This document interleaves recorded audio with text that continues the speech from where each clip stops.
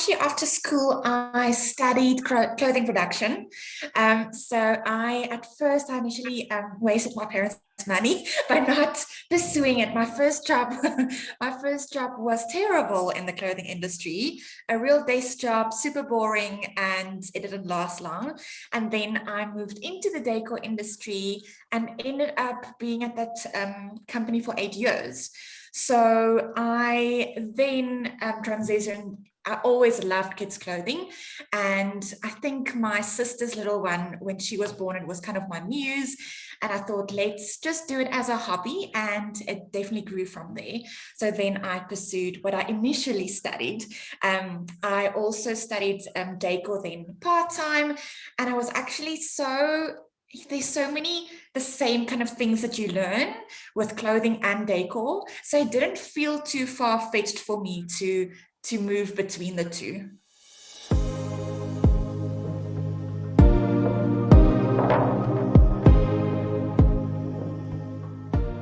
I think being a local brand and especially kids clothing, it's a very saturated market. So it's very important to stand out. And I found doing my own fabric, it's locally designed, locally printed.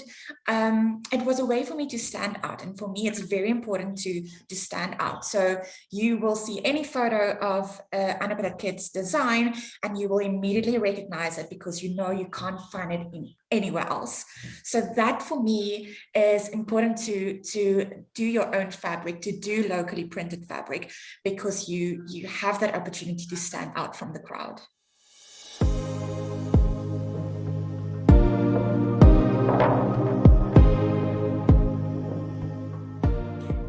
I'm still figuring that out actually, but I think what was for me the big thing, I opened my shop while I was pregnant. And at the time, it didn't make sense at all. But my whole idea was to do less myself and get more done by other people. And that was always a struggle for me. But now I'm absolutely forced to do that.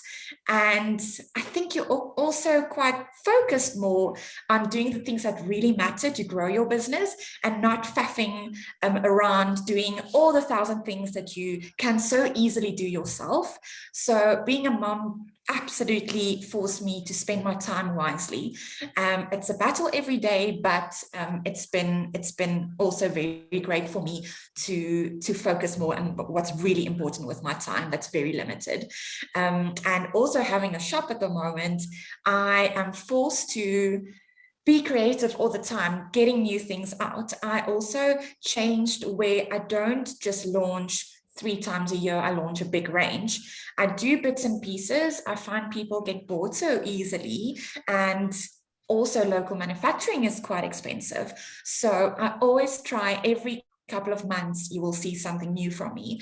It's a way to keep people interested. It's a way for me to be more creative, and that's been working for me for a while.